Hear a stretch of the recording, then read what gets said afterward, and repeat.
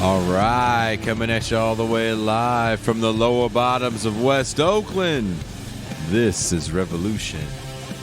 And today's episode is from a live stream that I did a little while ago with another person that was a guest on the show, Touré Reed and Pascal Robert. And Touré introduced me to Pascal, and it's been a wonderful friendship, and we all kind of agree on a lot of things and have these really great conversations.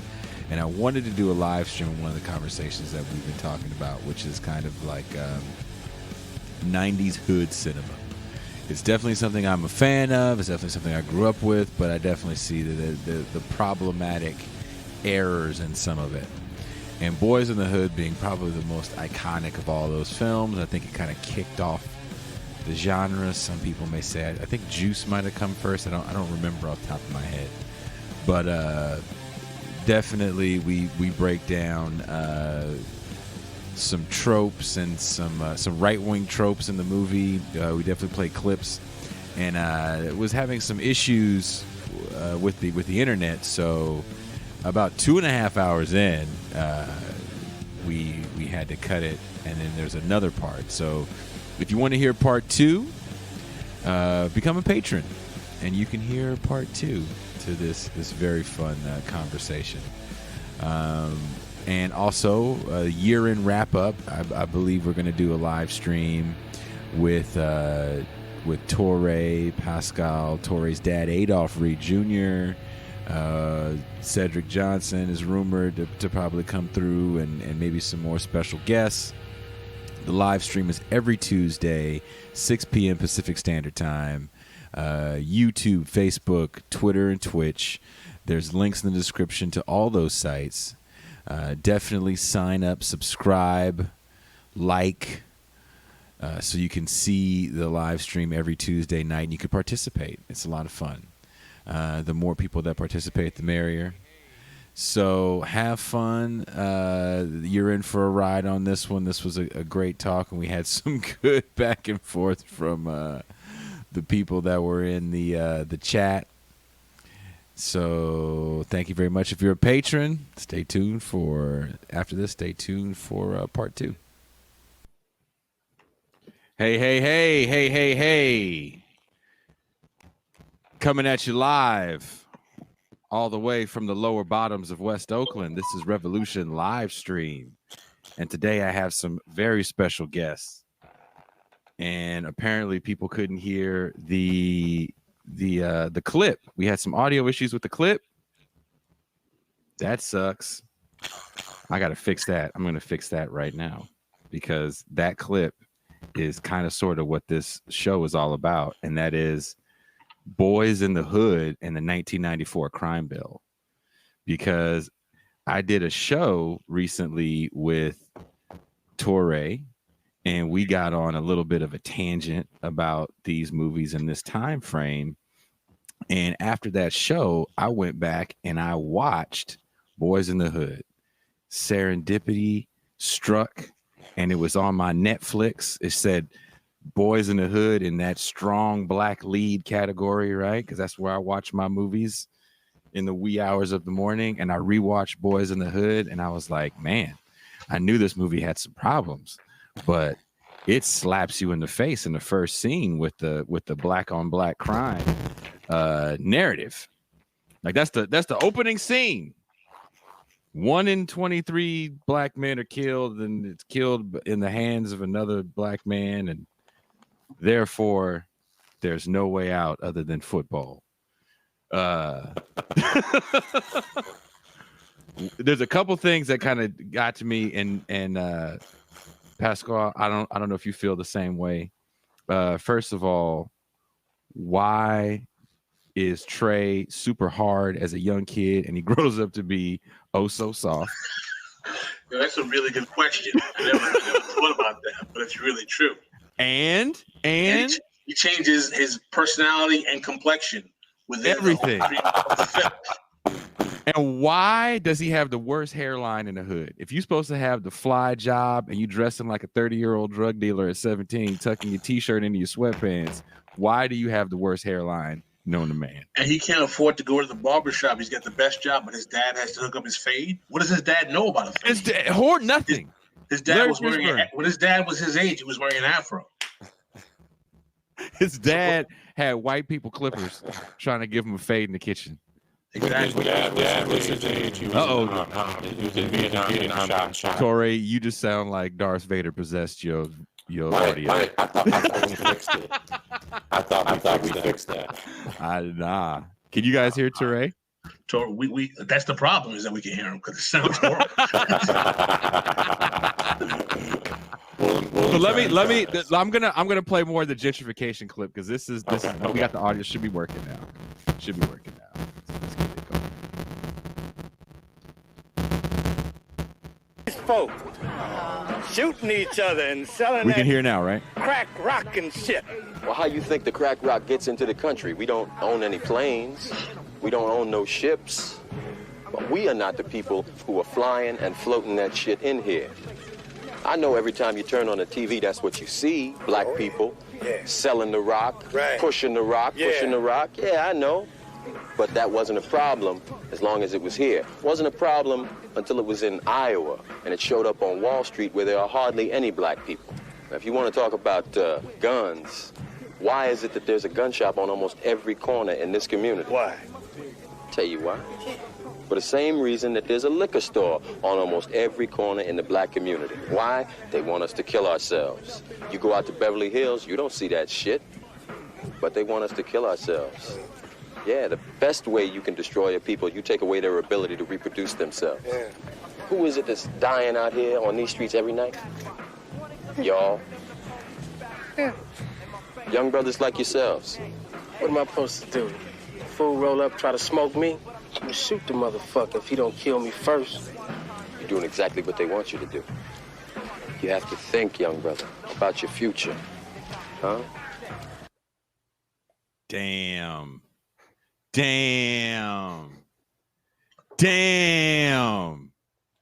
It's like Malcolm Farrakhan, man. I watched that scene. I went to the movies to see Boys in the Hood, so I watched that scene as a very, very young man. I was probably 14 years old when I saw that, and I felt like, and this is a big reason why I wanted to do this show. I felt like that was the discourse for the 90s. And last night, Touré and I believe it was last night, we're talking also about like Sister Souljah. And if I know a lot of people don't remember, I actually have that clip. We're going to play that a little later. Sister Souljah was on Phil Donahue, to date myself. I remember that episode. That was like all of the talk, because this is also during the Bill Clinton election, the 92 election. And there's an interesting exchange between Sister Souljah and Cornel West. I thought it was interesting because Sister Souljah is talking about like these evil white people, right? And Cornel West goes, all of them, and she's like, yes, all of them. He's like, none of them, none of your teachers. So I looked up Sister Souljah. I watching that clip, I seriously thought that maybe she was one of these cats that was like, nah, man, I went to JC and I learned all this because somebody took me aside and gave me some knowledgeable books with Kente print on it. And she went to like Rutgers and Cornell.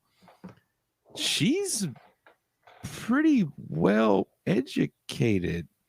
Not that she didn't come off educated in the clip, but I think she's probably been around a few more white people than she led us to believe. And in searching, so Touré also told me that he goes somewhere along there, he's like, Stanley Crouch had said something to her, and I'm over here looking for these Stanley Crouch clips. I can't find it. But again, going deeper down the rabbit hole of 90s political discourse of black shit, I'm reading 1992 LA Times pieces that people are writing about these older dudes that don't like hip hop. Mainly Gerald Horne and Stanley Crouch had a problem with hip hop. They kind of felt it was a bit of a minstrel show. And I saved this quote. This is from Gerald Horne in the LA Times in 1993. When Dr. Dre of NWA lives in Calabasas and Ice-T lives in the Hollywood Hills, it's pretty hard to see them as the militant voices of a fighting generation, says Gerald Horne, chairman of the Black Studies Department at the time at UC Santa Barbara.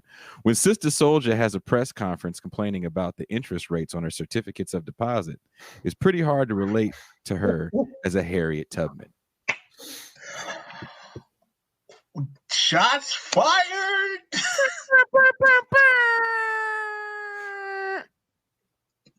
Shout out to Gerald Horne on the CD quote. I don't know how to hook up captions. God damn it. I'm gonna have to figure it out. So that being said, and watching that clip, so I feel like that's still part of the discourse. And I'm, by the way, I want you guys, if you can't see this shirt, representing all day. Boys in the Hood, shooters. I feel like that's still kind of part of the black discourse. What do you guys think? I wanted to quote a friend of mine. It's a comrade of mine. His name is Anthony Ware. He's kind of a brother who has radical politics, and he's from me and Touré's generation. Touré and I are 2 years apart. We're a few years older than you are. I was actually towards my end of my college years when Boyz in the Hood and Menace came out, and I'm old enough to have been a contemporary of the original hip hop generation. I had older cousins who were DJs in New York. I'm originally from New York City. In the late 70s, my younger brother was a DJ, my older cousin was a DJ. So, you know, the music and its cultural manifestation of things that I saw come alive in my adolescence to teenage years in New York City.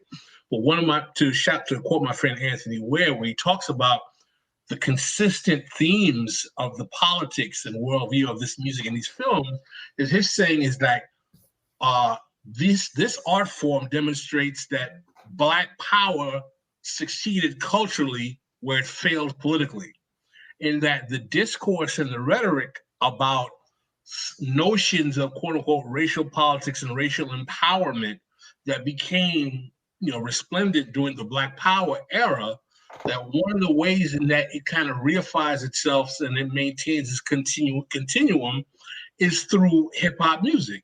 And being a child of New York City, it doesn't surprise me that this happens because of the way in which Black nationalism is kind of a part of the cultural ethos of New York City in the late 70s and the 80s as well.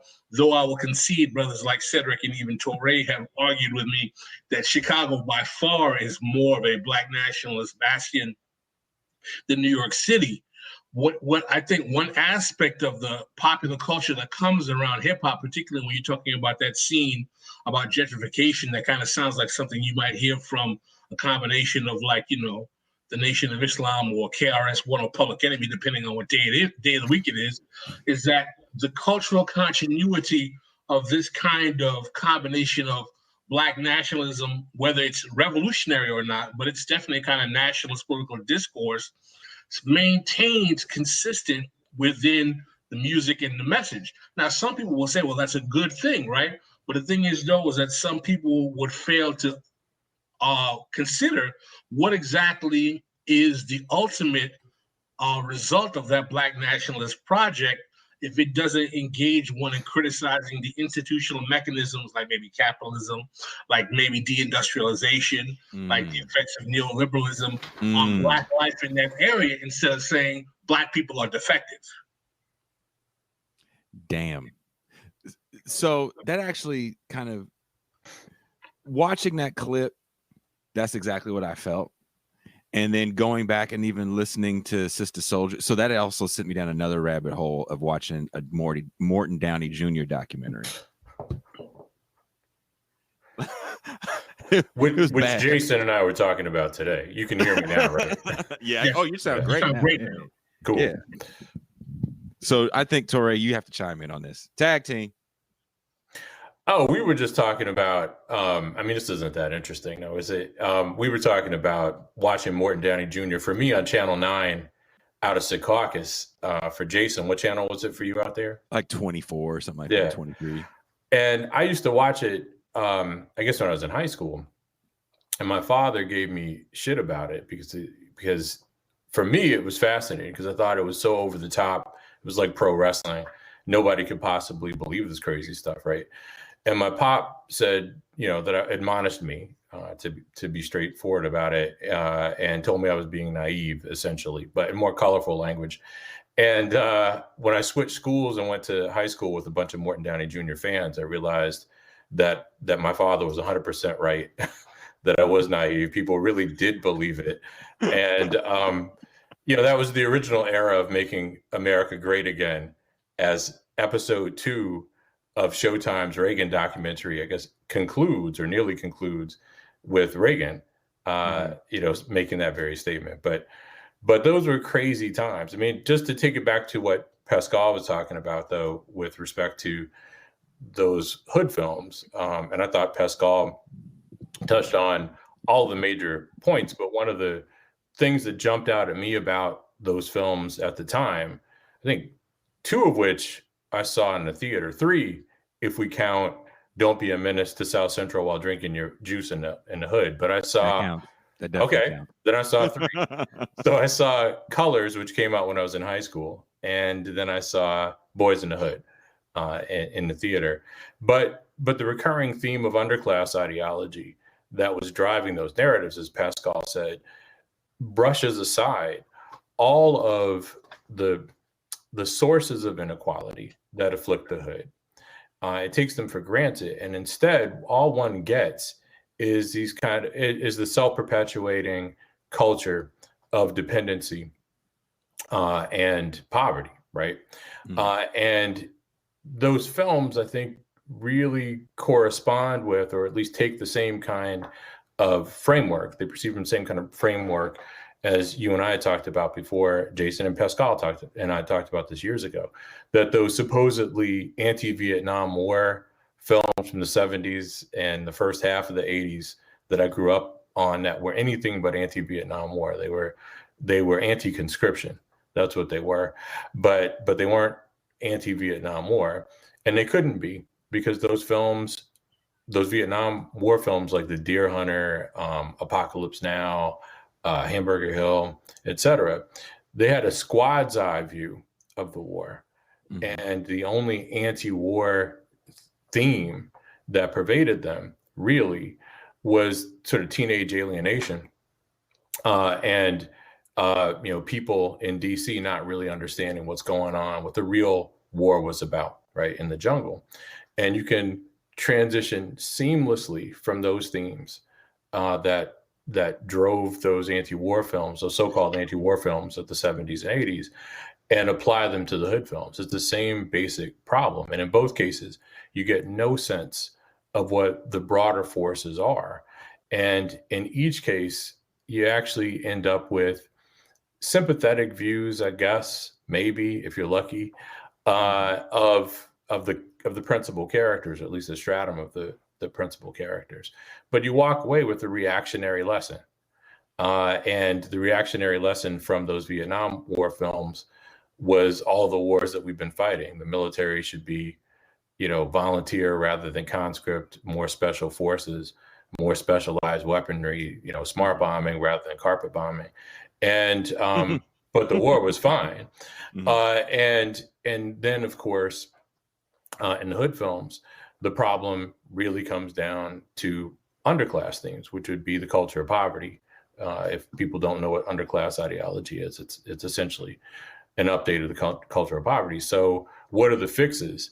The fixes from the John Singleton films, and I think this actually highlights the trajectory of Trey's hard to soft character, would be to have more Black men raise their sons, and welfare reform, basically. I think those are the fixes that came through in those films. I definitely felt the Black man raise your son theme which is still a theme. I mean, weren't we just yelling at Bill Cosby about saying that like 8 years ago?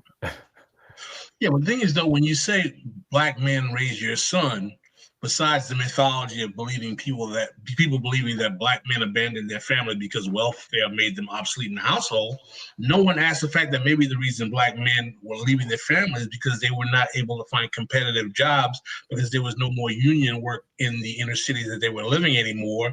And, they were basically being rendered to redundant labor because the workforce had no space for them.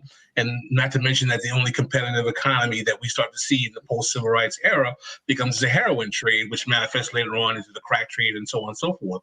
So we always try to find these kind of short-term solutions for what exactly is causing the lack of presence of black men in the family, but it's never tied to political economy. Instead, we have these reactionary responses where it's like, oh, it was the welfare that took the black men out of the family. And the question then becomes, and then why is it that we're seeing these precipitously increasing rates of single parenthood amongst white folk who are on welfare as well? Mm-hmm. So the problem then becomes that this is not simply a black pathology. This is tied to the political economy in which African Americans are entering American capitalism in the post-civil rights era, where there's no functional mechanism like, the National Labor Relations Board or the expansion of union jobs or the expansion of industrial labor or the expansion of the Work Projects Administration to give them the kind of quality, middle-class lifestyle that was able to, propel large numbers of urban white ethnics into the middle class in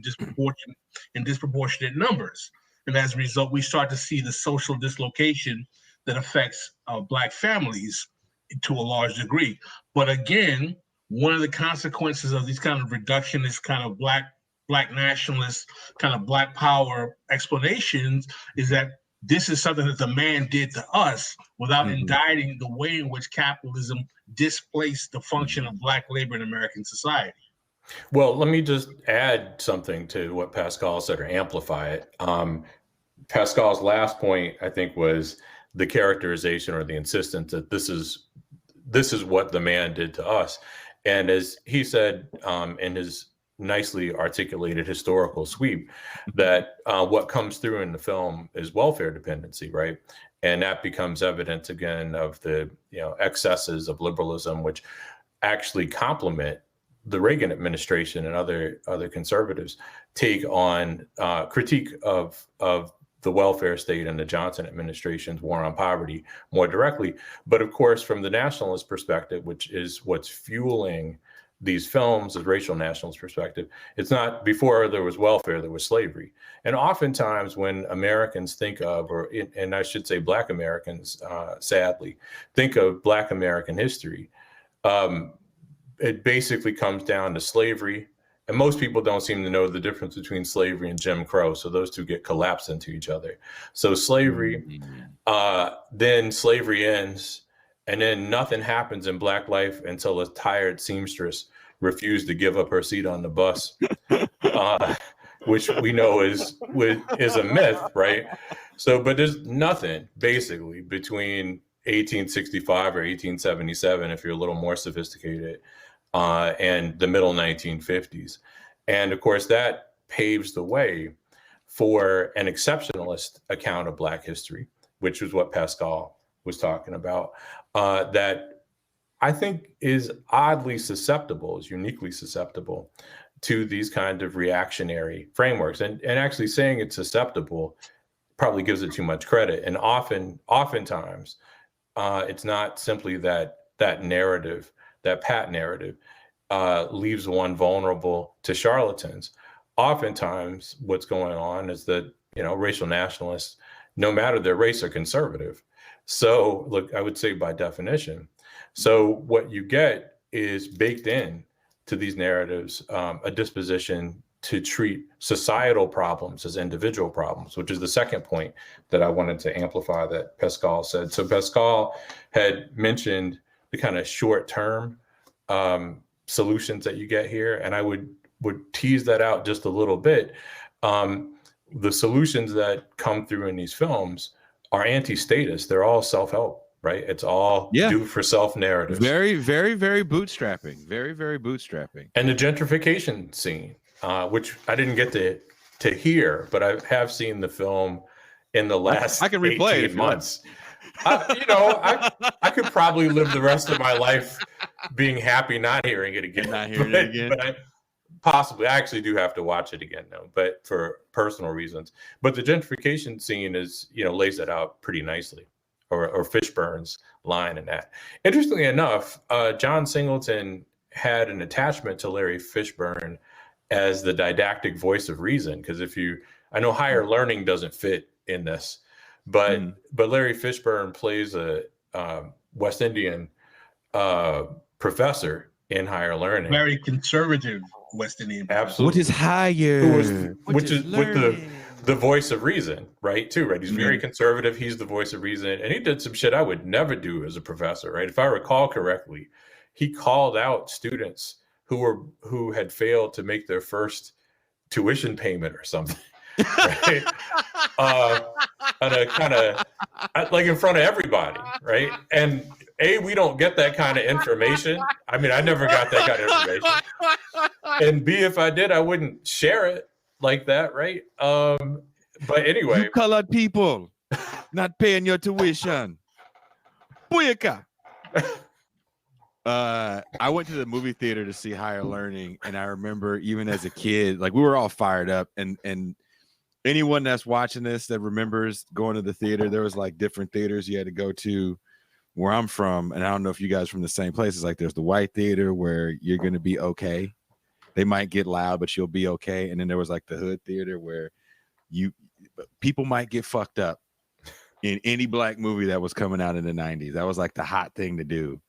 And I felt like it was all over the country too. There was like a lot of stories I would read about where there was outbreaks of violence. And so I remember we went to the good theater to go see Higher Learning, and we all walked out of there kind of disappointed because I think we projected onto that movie and all those movies more than it really was. You know what I mean? Like Boyz in the Hood came out, like you couldn't escape Boyz in the Hood in hip hop press because it was Ice Cube. I can't remember another movie where there was a rapper actor. Colors was I Colors Breaking doesn't count. Ice-T was Ice-T in Colors? He did the song. Was he in it? I thought he was, but I haven't seen that one since 1988. Yeah, but that doesn't count. That doesn't count. Like I think that was the first movie where we have a rapper. Rico Suave, the Rico Suave dude was in Colors. Rico Suave was in. If that counts. Anyone? He was in Colors. No, he was in Colors. Do you know what he was in before that? No. Anyone? Mm-mm. Anyone? Can't Buy Me Love. Oh, he was one of the bullies. He was one of the bullies that wore the half shirt and Can't Buy Me Love. Y'all watching a lot of old bad movies all over again. Hey, all day. We have long talks about watching shitty films. Especially horror. I do. I watch bad horror, but I really can get down on some bad 80s cinema. But for this show, I definitely kind of immersed myself back into that time of like, okay, I'm 14. Someone just gave me Stolen Legacy, and see, look how it's fucked up. Oh man, right? But I mean, hey, that's that time.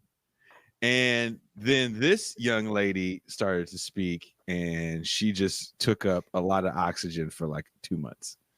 So I'm going to play the Sister Soldier clip because I'd have to play. I won't play the whole thing. I'll save you guys that. Programs. In all of the programs that I attended, all of the education that I had, college, public, and otherwise, nobody ever told me that I was an African woman. We can hear? Nobody ever told me what the history of African people were. Nobody ever told me that America is business, and without business you will have nothing and be nothing. And nobody ever told me how to organize business so that I would be able to develop institutions in my own community. So now the sincerity of all of the programs and all of the education has to be questioned indicted, and convicted, because the bottom line is that America is not and has never tried to produce African adults who are functional, self-sufficient, who understand their politics, their economics, and their relationship to the world politics and the world economics. American with the NAACP, the Urban League, and the traditional we shall overcome civil rights leaders of the 50s and 60s that have been all but abandoned and ignored by younger people, Sister Souljah included. I think that the dice are loaded, and that's what's left out of Mr. Brown's piece. See, there was a period of time in this country after Reconstruction where African people owned a lot of land, owned a lot of businesses, and did a lot of things. But what happened was the American government, the Ku Klux Klan, and other organizations organized in smashing that effort. So it's not that we haven't tried to own lands and have not organized businesses. It's that if you are African in America, or in Latin America, or in the Caribbean, or in the continent, you will be hunted no matter what you do, because they do not want us to survive and become self-sufficient. And you can say no, but you haven't lived this life. You haven't lived this life. And to be happy. I'm talking about that. All right. Now, to paraphrase Senator Bradley of New Jersey, the state from which your piece was. Senator Bradley gets much right when he talks. He does, and he, among other things, and he's not claiming to be particularly original with the observation, we can't get there unless we go together. I have a terrible feeling that behind me are some people who do not agree. Senator Bradley of the all-white United States Senate said we can't get there unless we all go there together. Sorry, none of us are where he is. That's number one. Number two, you're making a moral appeal to a country that doesn't have a moral conscience. The question becomes that when white people feel serious and angry and upset about abortion, they come out in the thousands up to the millions to say, this is what we believe about abortion. Where is the white outcry against white racism that murders African people all around this entire globe? It doesn't exist. So who are these white good people? I want to meet them. I want to see them. A few is not enough. But that might be all we can get. No. And guess what? I don't work with all I can get. What I work with is what I have. Listen, you have to have some confidence in the power of African people amongst ourselves to establish a foundation. We have.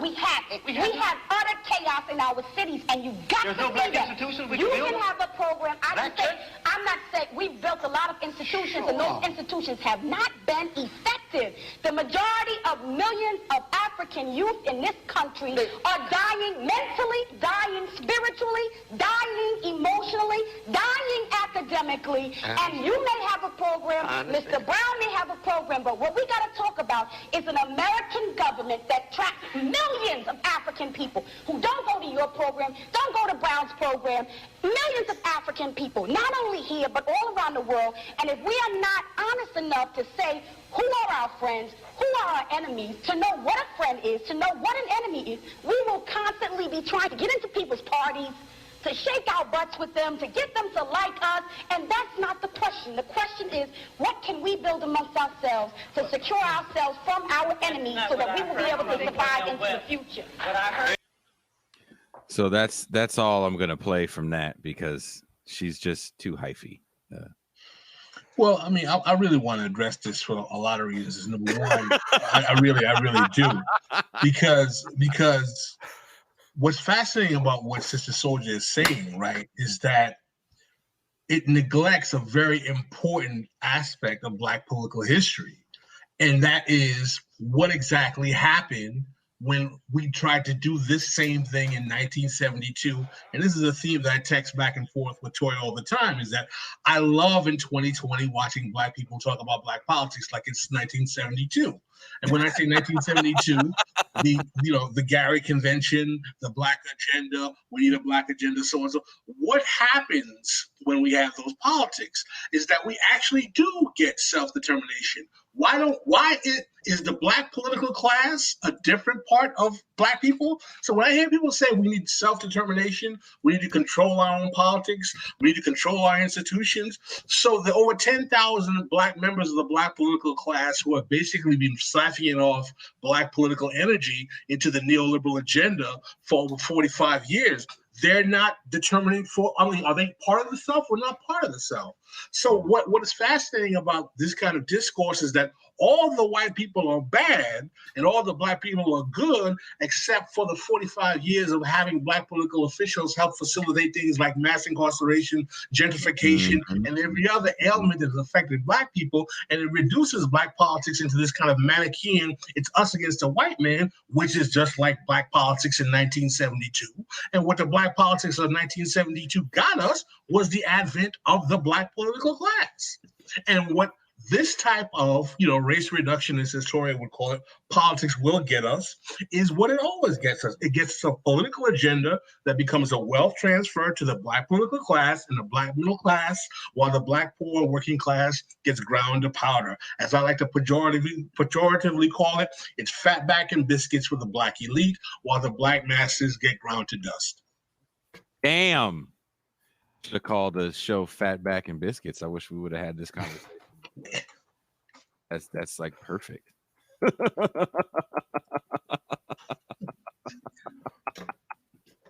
Touré, do you have something you want to chime in and say, or were you just watching that going, man, I wish I was at that shit? Because what did you think of a young Cornel West just kind of letting her go? I was amused by that. There were a number of things that were amusing to me about it, but I'd forgotten that Cornell was that young. I mean, it happens to all of us, right? So that was amazing. 50 for like the last 30 years. Yeah. But anyway, so I was struck by, and I think Pascal had made a veiled reference to this, the line that Sister Soldier ran, which again is completely in step with the voice of reason in Boyz n the Hood, Larry Fishburne's character, that what she had not been taught as a young person was that in America, business is everything. I'm paraphrasing. And without business, you have nothing. And what's interesting about that, in keeping again with what's his face from Boyz n the Hood, Larry Fishburne's character in Boyz n the Hood, but Pascal's point as well about Black self-determination, is that on some level, what Sister Soldier was advocating was Bookerism.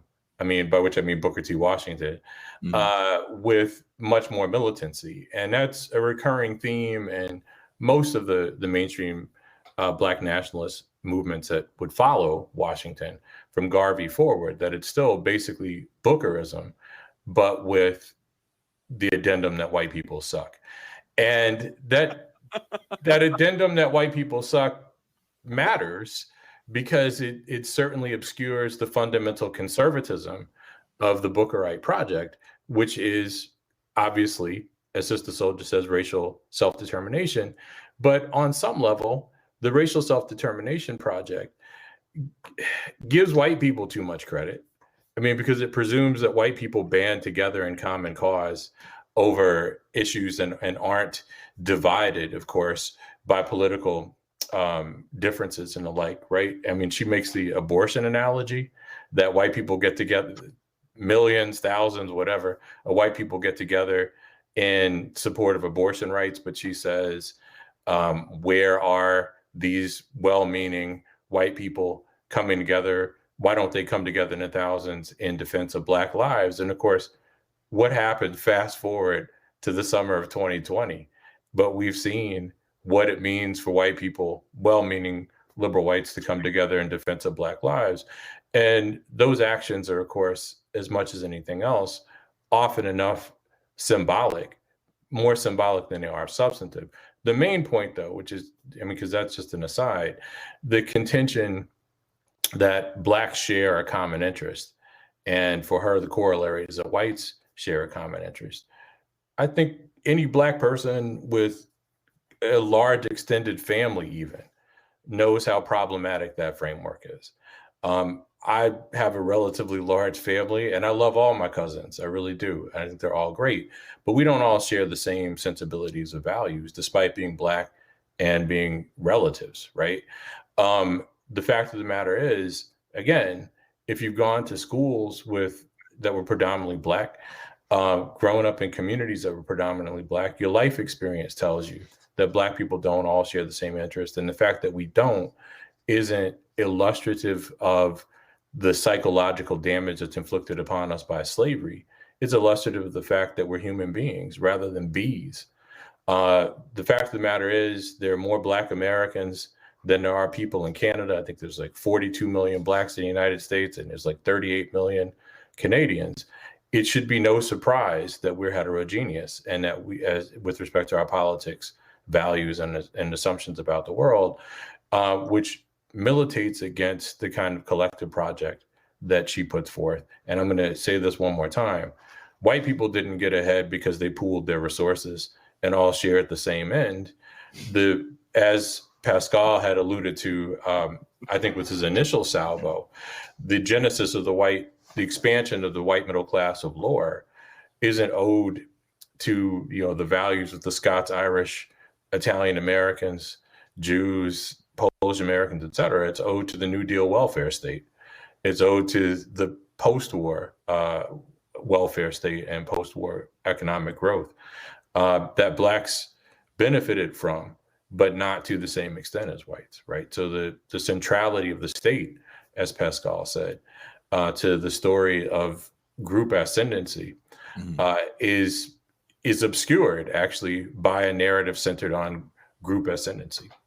I'd like to interject to digress into a documentary that both Touré and I have been watching, which is the Showtime documentary on Ronald Reagan, which I think is very good. If you could suggest to your, I love it, to your audience to watch it. But one of the things that I had texted to Touré that I found fascinating is that Ronald Reagan's adult political career is premised on him basically saying that government is not the solution, government is the problem. But this guy's whole life from his childhood, where his father and brother are getting jobs because of the New Deal, to the fact that his first acting job is doing government films for war propaganda, how his whole early life, as well as the generation of Republican politicians that he represents that spent from the 60s to the post-civil rights era to the advance of neoliberalism in the 80s, arguing against government largesse, from the guys who were the beneficiaries to the GI Bill, like Thomas Sowell, who were the beneficiary of the Fair Housing Act and all that stuff. All of these men were lifted into stable upper middle class quality of life from government largesse, yet they spend their political capital as adults talking about how the government can't work, and they use race politics and Black people as a political kind of piñata to argue particularly as to why that kind of politics cannot be expended. And what is fascinating in terms of tying that into Sister Soldier's kind of bookerism, as Touré so eloquently explains, or self-help kind of nationalism, is that it completely denies the reality that it has been the government and the state going back to the Homestead Act and from the 19th to the 20th century that has always been able to facilitate the growth of the white middle class. Yet for some reason, many of our brothers and sisters who are nationalists or who fetishize Black power believe that Black folks should go it alone and do it on their own, on themselves, because if we don't, we're defective and we're lazy. And that's something that very few people are challenging. Well, and now, of course, with the aid of Ta-Nehisi Coates, I think many Black nationalists have come to understand the role of the welfare state in a more explicit way anyway, but are drawing not the best lessons, we could say, from it, if not the wrong lessons. By the way, I want to add one other thing to Pascal's observations about Reagan, and we should probably get back to that thing I just said, though. After Reagan, as a young man, as Pascal said, Reagan was a beneficiary of federal largesse. by way of the New Deal and, of course, his wartime propaganda efforts. But what's also no less interesting is that, by the way, comment to the reference, Pascal, your biscuits thing was a hit. Anyway, I just saw that, it made me laugh. Anyway, after that, he was on the dime of rich benefactors too, right after his acting career starts to tank or at least decline a bit. He was the 100% full on. He was like the Max Headroom back before there was a Max Headroom of GE. He was the permanent live-in. He had the GE house. He had right. I mean, that's crazy. State-of-the-art GE house. Yeah. And he goes from that to, you know, being the guy who is made by the kingmakers, but he's on the kingmakers dime, right? So when he wasn't on the state's dime, he certainly had an acting career that was independent of propaganda. But then he transitions from that to being on the dime of corporate interests, and ultimately makes his wealth as their pitch man. And then, of course, that becomes the basis for his political career. It's really quite fascinating and disturbing if you put all that together. Well, there's kind of been like a little theme for a lot of these things I've been watching, because I watched Touré actually had mentioned the Reagan thing to me the other day too, Pascal. And then I watched the Reagan thing. I was up late as fuck, real talk. I watched the Reagan thing. I watched the Morton Downey thing. And I'm like, you know, these guys both start out as Democrats, right? Morton Downey Jr. grew up next to the Kennedys. His dad is known as the first recording artist. And for those that don't know who Morton Downey Jr. is, I'm sure there's young people that weren't around when he was only on for like a year. Predator 2. Don't forget Predator 2. Was he in Predator 2? He was in Tales from the Crypt. That's the only thing I remember him being in. That and Predator 2. He was in Predator 2? He was. He was like a cheesy Maury Povich before Maury came around. He was like a talk show host. He was like worse than that. Yeah, he was worse than that. But more, yeah, that's a good. He was the guy that started the fighting on stage. Yeah. And go find maybe I'll cue the clip of Al Sharpton getting Al Sharpton and Roy Innes. Sorry, yeah, Roy Innes fighting the Tawana Barley. Yeah, we don't want to go down that hole. But watching these guys kind of play a role ultimately, and that's how they made their fame. They pretended to be reactionary Republicans to a very disenfranchised populace. And no, I don't think they pretended. They were reactionary because they didn't want. They believed wholeheartedly that the largesse that they were the beneficiary of should not go, unfortunately, to Black people. A lot of them believed that, or they believed that they didn't want to pay for it if it was going to benefit Black people. Right? In other words, they didn't want to be taxed. Yeah, I agree with that. And Morton Downey really doubled down on that rhetoric. Like, he was watching that documentary, I was like, dude, he was to the right of Ron Paul. Like, he was so far right, but had such a young audience too. It was really interesting to see. And this is all going on in Reagan's America, or I guess it's towards the end of his last term, but it's still Reagan's America where this is happening. So watching the Reagan documentary, watching all these fucking hood movies, and I feel like they all none of it has any sort of talk at all about anything you guys said, especially when it comes to deindustrialization. And I'm sorry, go ahead.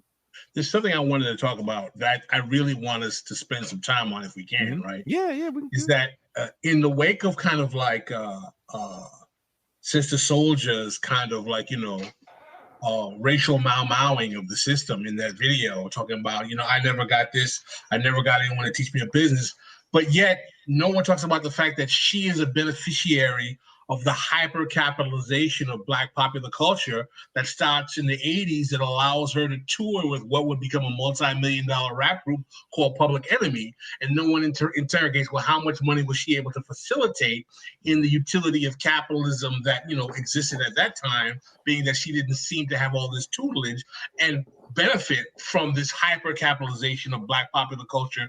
And there seems to be very little interrogation of what was the consequence, right?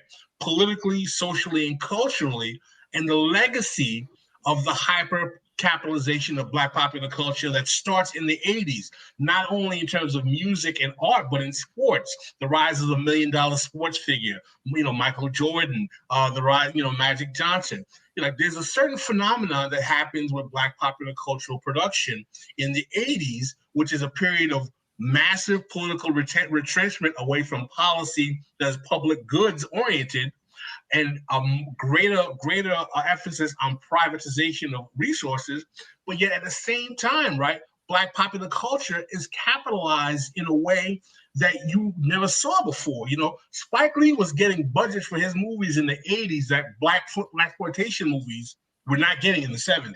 Mm-hmm. And what exactly, and what I see particularly with the politics that we've evolved in today, with the rise of kind of like, rappers talking about the Black agenda and Ice Cube, how he's morphed from Doughboy to now being the new Black leader of the day, is that I'm seeing the consequence of that hyper-capitalization that started in my teens and early 20s, and how it continues through the 90s to the aughts to today. And there's no interrogation in terms of not only how that affects Black political thought, but a complete social interrogation in terms of how that affects the way Black people view themselves relative to the rest of society and overall. Well, and you can add that the place of the larger place of Black culture or Black popular culture on a national platform, probably it would be fair to say dates back to the 70s with disco. Right. And there's an explosion of sitcoms, some of which my parents wouldn't let me watch. Like Baby I'm Back, I couldn't watch, I believe. Right. But a host of others, Sanford and Son, which is great. Watch that one all the time. The Jeffersons and all that stuff. And I think given our proximity in age, Pascal, and proximity geographically in the tri-state area, it was my experience when I moved to Connecticut that a lot of my white peers thought they knew Black people from TV, right? I mean, from the TV of the 1970s. And then it's a gentle segue from, Jimmy J.J. Walker, let's say, and Walona in Florida, to, ultimately Run DMC, right? Well, you said something very interesting, and let's tie in that rise of Black popular production in the 70s to the Kerner Commission. Right, to the Kerner Commission report, because let's not forget, and I wrote a piece about this in Black Agenda Report about Clarence Avant. I talked about how Clarence Avant, who was this kind of race broker for Black entertainers in the 70s, basically comes of age where in the Kerner Commission report after the riots, Johnson issues a study, and he's basically like, well, how do we get these people to stop rioting again? And one of the chapters, he's like, flood them with TV shows, put them more, let's see more of them on TV. Let's see more of them entertaining. As a matter of fact, one of the quotes in the Kerner Commission report is like, let's have shows that demonstrate life in the ghetto, i.e. like Good Times, So this kind of becomes a mechanism of demobilization that I'm not trying to be conspiratorial and say that this motivation continues into the 80s, but the larger point is that those shows proliferate and they become much more kind of fused with, more wealth and more money. And we see more independent productions. And now I think that we've come to a point where Black popular culture is almost like definitive of how people view themselves in a way that I think is, I think it's always had a role from the 20th century to today, but I think its role is more consistent and more unchallenged in a way that I think is somewhat disturbing. Well, especially since, just to hammer away at one of your points, or at least a subtext of one of your points, that between the 80s and 2000s, what Black popular culture is going to be, certainly by this point, is Reaganism. basically, right? With splish splash of racial militancy, depending on who you're talking about.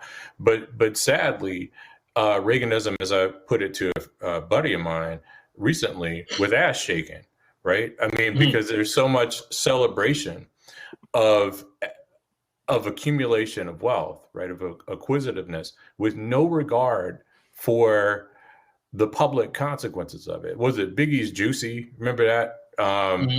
And I remember listening to Biggie's Juicy, which came out, was it 94 or 5 or something like that? Mid 90s. And after I lived in Holly Grove in New Orleans in 1993, and Holly Grove in New Orleans in 1993 was kind of rough. There was an active drug trade in the area, and I often felt kind of funny driving home tipsy, which you should always feel funny driving home tipsy, by the way, which I would never do at this stage in my life, but I certainly did when I was, 22, at 3:00 in the morning in the neighborhood. But anyway, that opens, if I remember correctly, with Biggie telling everybody, the teachers had told him he wouldn't amount to anything. And of course, the people in the neighborhood who called the cops on him when he was slinging just to take care of his family. It opens with that line. I remember thinking when I heard that line, well, I get the fact that you were slinging to take care of your family, but these people are trying to take care of their family too. And if you lived in a community with an active drug trade in that era or this era, there were these drive-bys and the like, where innocent people who weren't in the game were killed, and they had reasonable concerns about their safety. But anyway, the point that I'm making, that is fundamentally that the genre basically sells, much like these hood films, Reaganism to Black people. The hood films sell underclass ideology to Black people. They encourage Black people to see themselves as the problem rather than these issues that Pascal pointed to related to American political economy, like the deindustrialization, the decline of the union movement, public sector retrenchment. And of course, the rap game at a certain point, by the 1990s at the latest, begins to sell Reaganism in the form of entrepreneurialism, right? Because that's what drug dealers are. They're entrepreneurs who operate ideally in a deregulated society where they get to do whatever they want to make that money with no regard for the broader consequences. So you're saying drug dealers are like the fossil fuel industry? Is that what we're getting at here? Well, but I mean, you have a better time probably after you buy some drugs and some gas, unless you're buying gas to fill your car up to go to the drug dealer. With drugs. There. I mean, the thing is, though, right? I think, like, for Touré and I, who are clearly like Generation X black men, right, who were like, would be considered the old beards of the Black community, which is probably horrifying to both of us for a variety of reasons, right? It's like, we don't want to turn into that guy. In other words, we don't want to be the cartoonist Stanley Crouch. See, it's that hip hop, damn it, that destroyed a whole generation of Black kids that did. It's a pretty good impersonation because I had to watch a bunch of his video. Because it's only the bad hip hop, though. It's only the bad. But the thing is, though, like what the consequence of not interrogating how pop culture works in a system to validate a policy and a political economy that is worked on not only disadvantaging all people, but particularly Black people, because we have such a larger percentage of Black people who are in a stage of precarity, allows us to come to a point where we can have critical conversations without being deemed either reactionary or sellout. And I can say, listen, my credentials in terms of the origins of hip hop growing up in Jamaican Queens are not going to be questioned by anyone in terms of understanding, liking the best of the music and understanding what the music is about. But the larger point is that, at a certain point, can we have an intellectual conversation about what exactly this project produces in terms of political and social and economic consequence for the communities that consume this product, or the community or the people who consume it and make judgments about the communities that appear in this product. Well, and that's the last point you made is key, though, right? That the genre has not been a Black art form, I would say, since the genesis of Yo MTV Raps, but which I think was like 87 or 88 or something. 88. Like that. I mean, so it crossed over when gangster rap was all the rage in the early 1990s. One of the things that disturbed me about the genre is that more than 50% of the consumers of the genre were white kids. Mm-hmm. And by this point, I'm in college, surrounded by affluent white kids, many of them, hippies or the precursor to hipsters. And watching them, much like my high school acquaintances, consume that genre with an eye toward getting a window onto the true Black experience, right? Because that's what happened, was sobering for me, because for them, on some level, rap was the minstrel show, or at least I won't say the entirety of the genre, right? The Native Tongue Posse was great, of course, and was popular, it seemed, among a stratum of college kids across racial lines.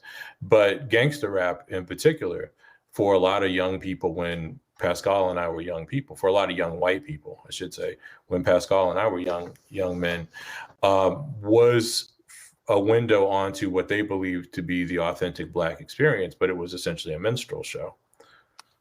But also, too, don't you feel like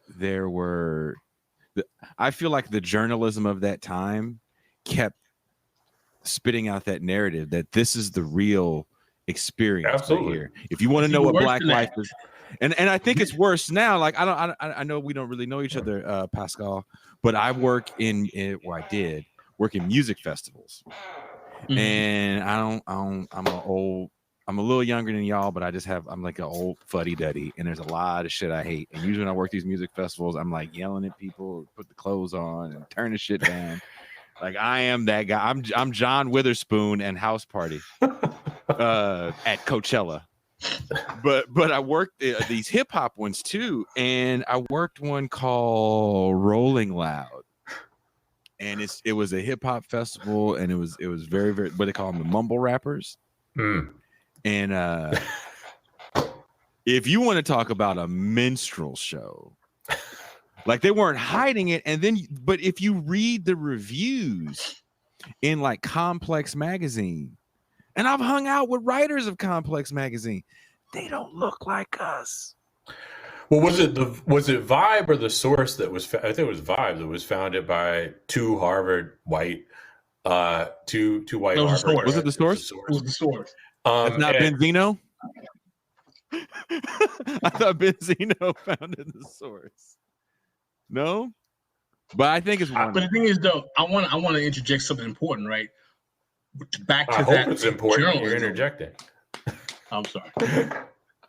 Continue. How about the generation of journalists who are saying that hip hop is a contribution to the Black liberation struggle, trademark Incorporated LLC, if you will. It's really interesting to be in that world, right? Like in it.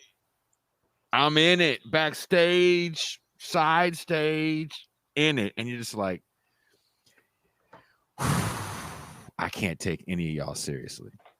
I want to hear Touré speak because I cut him off and I feel bad. He's going to accuse me. Don't feel bad. Don't feel bad. I was not speaking. Don't feel bad at all. I was afraid it was going to be Touré and Cedric. Now it's going to be too many light-skinned people on the internet. I was like, I gotta have a limit of light-skinned people. And when Toré's like, I got a homie, I was like, is he light? I got a paper bag test the people before they get on. That's bad, bro. But go ahead and finish, Touré. I was good. I wasn't even saying anything. It was all Pascal.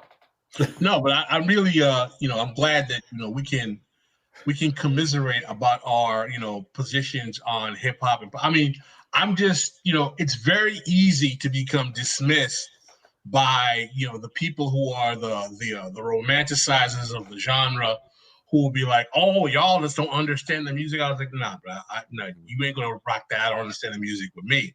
I was banging this stuff before most of these kids even knew what it was." And or it's like, "Oh, you're just old," or this and that. And I'm not saying, listen, there's lots of hip hop that I like that is very good. It is a legitimate art form. There's no question about it. But I think that shit. amongst many people,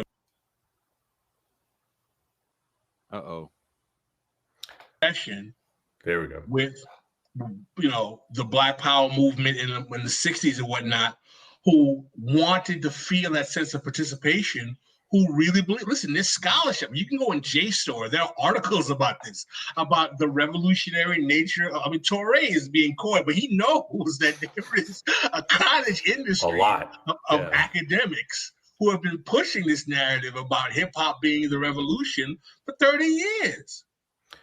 So I just saw, and I'll butcher this, but I just happened upon a GQ cover of Megan Thee Stallion that celebrated Megan Thee Stallion as a champion of female empowerment. And I just could not help but think of Key and Peele. And it's a very specific Key and Peele bit. Was it Lady Majesty or something like that? It's 5 years ago, I was standing outside of the studio that I've lived in for a while, and I'm finally leaving. And we were talking about rappers, because rappers come in and fucking out. I see rappers so goddamn much. You have no idea how much rap I see. Rented cars I see. Fake jewels I see. The best shit ever. I had to walk into a room to hand somebody something or fix a PA system, and the motherfucker was doing snow angels and money. I've seen the most ridiculous shit you can imagine.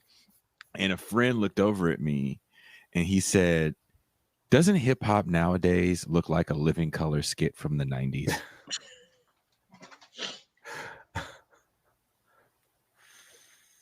Hurt my soul to laugh, but it does.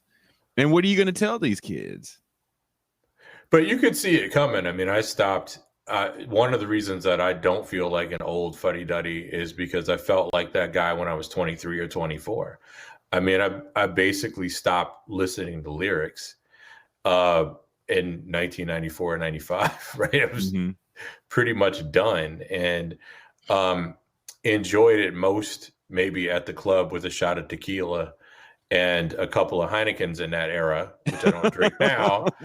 I moved on to Belgian beers. But anyway, so you could see the trajectory that the genre was on, particularly after the crossover. And I don't want to romanticize it when it was mainly something that you just hear on WBLS or whatever in New York. Actually, did BLS play rap? One of those KTU. There you go. Yeah. Hip hop station in New York. Not to regionally exclude you, brother. Just, That's fine. That's fine. I think, I don't know if we already talked about it on there, but I did a tour with the kids TV show, and Biz Markie was on there. Okay. With DJ Cool V, his cousin, and they often had these very, very regional and old school hip hop conversations. Like they got in a fight in catering one day on what was the second rap album. Oh wow, that's a very good trivia question. Oh, I still love that man to this day. And the Last Poets don't count, obviously. So no, I don't think they'd be. No, it's interesting. I don't think people look at them as like maybe proto hip hop, like it's like having like a new metal conversation or a punk conversation. Like who's the first punk band? Like I don't know.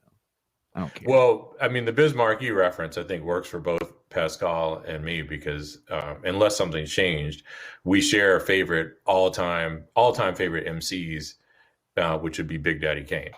No questions asked. Yeah, they're all still friends, and I definitely got to meet a good number of rappers from my past on that tour because every city somebody would pop up that you didn't know lived there. You're like, oh, where? Mike Jason lives in Rhode Island. Did you see Biz Markie's performance on the Chris Rock show? This was like 20 years ago, of course, but he did a cover of. Was he playing himself? He was the musical act, and he did a cover of Elton John's "Benny and the Jets." Oh, you mean on the Chris Rock's talk show? Yes. Oh shit, that is 20 years ago. It was brilliant. I am not an Elton John fan, but I am a Biz Markie covers Elton John fan. Biz Markie had a lot of talent, man. He had some bangers. Biz Markie had some bangers. That crew. By the way, quiet as kept. Mm-hmm. Talk about a guy who can DJ a party. He DJed a party when I was in law school. He had the crowd moving. He was not only still. Well, I know he's really sick, but that's what he did. Is that every day we would have off, he would fly out somewhere else and DJ a party. So we'd be like, "Hey, we got a day off. We're all gonna go bowling in fucking Canada." And he's like, "Nah, man, I gotta go fly out and do Diana Ross's birthday." And we're like, "Yeah, he's actually a very good DJ." Okay, but thinking that I don't want people listening to this show or watching this thing to think that, I'm going to speak for just myself. I am anti-hip hop. I have my feelings about the genre, and I definitely have my feelings about a lot of people in the genre, and I definitely have some strong feelings about the press of the genre. That's why if there's people that I really, really appreciate, like Davey D, Justin Hunt, who was supposed to say he was going to come on, I don't know what happened to him. I really appreciate what those cats do with hip hop and hip hop journalism.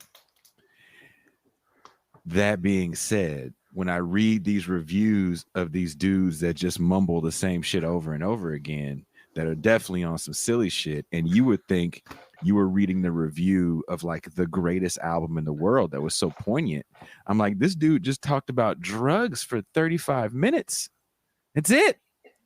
Well, and the star of the show is like you said, it's not the genre, it's the press of the genre, which takes us back to Pascal's point about a long-standing, going back to some pioneering work 3 decades ago, I would say, and maybe a little more than, the insistence that the genre has revolutionary potential. And the question is, what kind of art form that's packaged for the masses that exists to be sold and of course to be sold to the largest market possible, right? Because you want to profit from it, can have revolutionary potential, let's say for Black people, irrespective of the race of the audience, if what's bringing the masses of Black people down is on some level capitalism, right? So, right, I mean, like, how do you win with all these capitalists? That route? Right. And isn't that what and so to bring it back to the Black political class, is what Pascal hit on so well. We have the Biden administration doing that Democratic thing that they do oh so well, and they got Black people in the cabinet, and we're supposed to be excited about these Black people, and they're just Black capitalists. And I guess there was a pushback to not have people from the finance sector in the cabinet. And I don't know what Black organization came out against that statement. They were like, look, the finance sector is how you niggas get ahead. And we're not going to have y'all calling out the finance sector, even if they are some horrible people in the finance sector that are going to be in the cabinet. How could you be surprised that an institution that's loaded with 1% capitalists that shares probably the largest wealth disparity with the rest of the country is the bastion of racial diversity in America, and where you go to get the most quality Black labor you need for the service of the federal government? Wouldn't you guys think that's a natural correlation?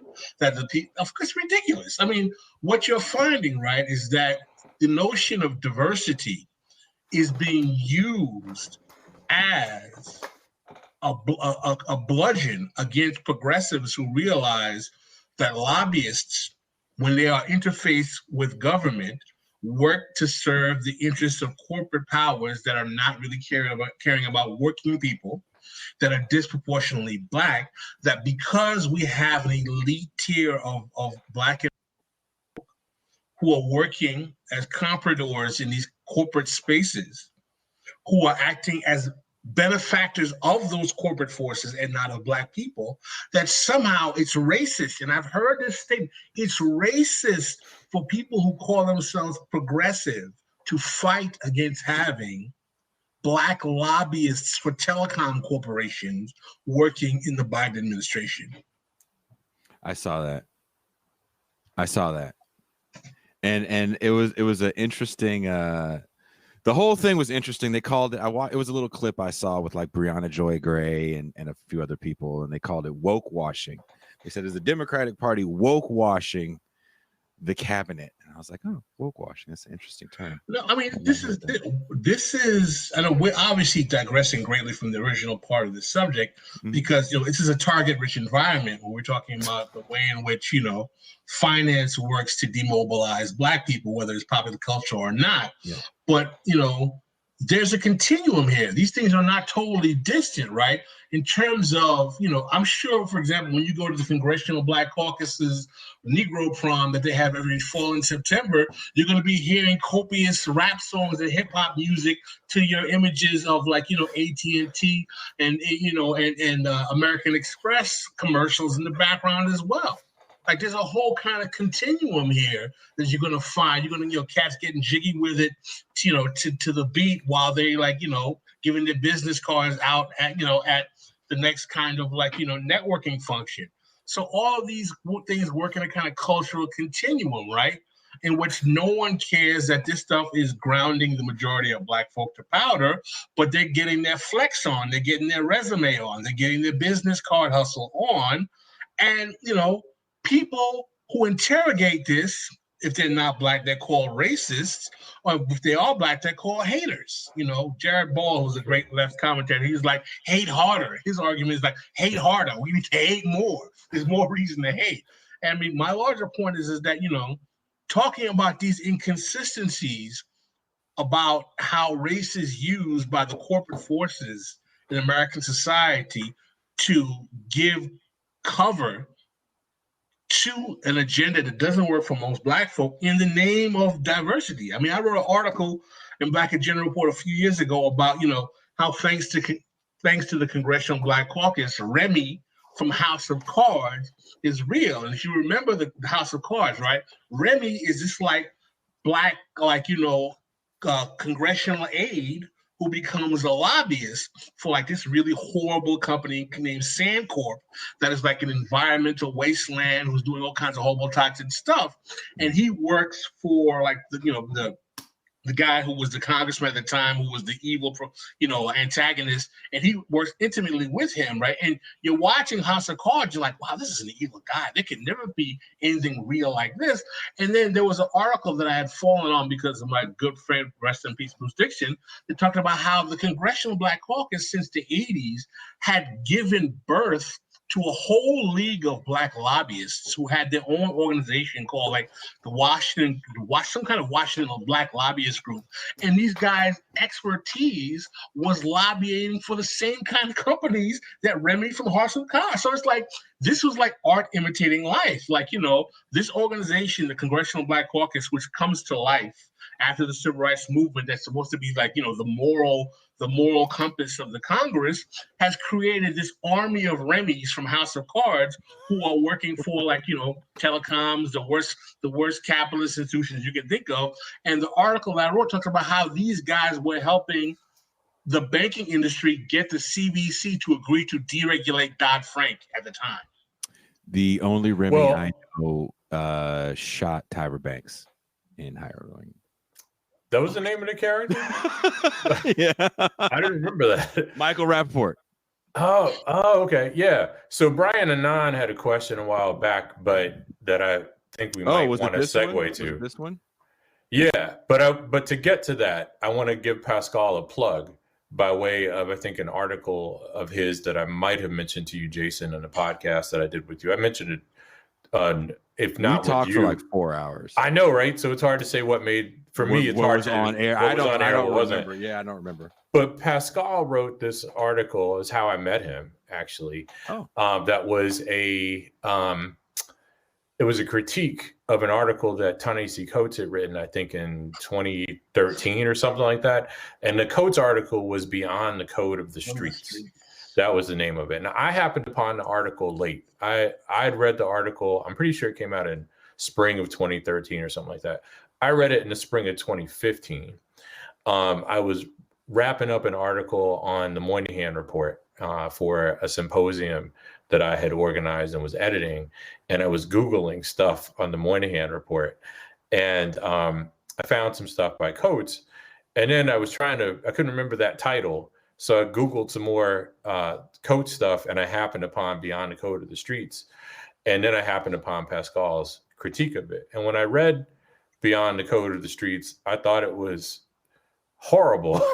It made my job, I thought it made my job as a Black professional who works with a lot of white liberals who read Ta-Nehisi Coates harder, because that article seemed to validate this wasn't the official intent, but the claims of the article validated the prejudice that I know some white people have about Black people, which is that they presume that within the chest of each Black person beats the heart of a thug, no matter what the credentialing or for that matter, age of the Black person in question.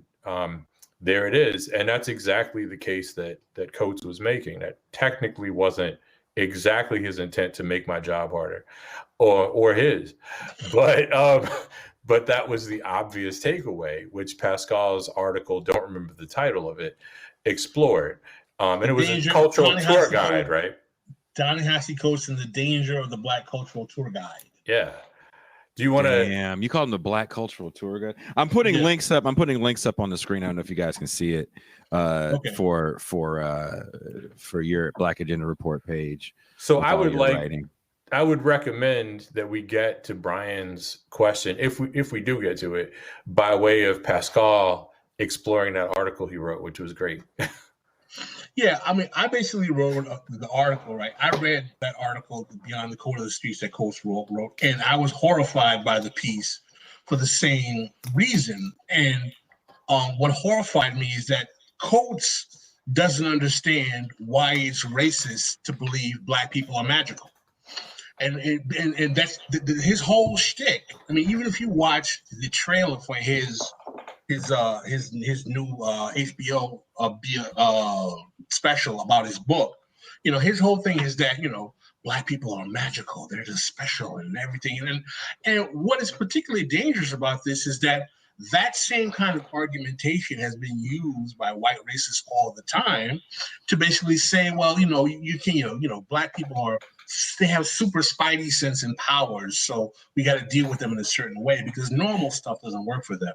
But to the larger point, in the Code of the Streets, he's basically saying that no matter how much education or pedigree or refinement, whatever you want to say, a Black man has, and I think he particularly says Black men, all of them have this inner Biggie Smalls in them that if you get them in the right way, they're just going to rise up on you and just like punch you in the face. And the thing that I found so comical about this is that Coates either has been so bereft of interacting with people of different races, he didn't realize there's nothing Black about this. This is called hypermasculinity. And if you ever had white friends who were in the Marine Corps, who played football, who were athletes, who were Navy SEALs, who were cops or firemen, you realize they respond the same way. And this isn't some specific sign that Black men are magical Negroes. And for you to say that is not only racist, but you be the same schmuck who will argue why stop and frisk is so racist and horrible, but in the same breath saying, but still, when you get that brother from Harvard, he might shake you. I mean, it's ridiculous.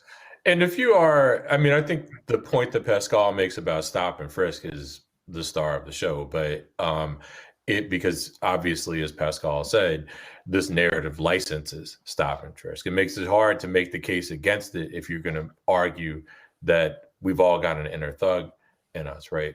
But if you are someone who's a Black person, I think man or woman, who works in a professional setting, the last thing you want to do is be characterized as the angry Black person. And it doesn't take much for you to reach the threshold, right? You don't have to do anything. But isn't that Coates' whole thing? Like, do you ever look at and I watch Democracy Now! In the morning. I fuck y'all if you say anything to me about it. But Amy Goodman's face whenever Ta-Nehisi Coates' goofy ass be on the set, she look stars all in her eyes because he's pin game. Because she believes Negroes are magical too.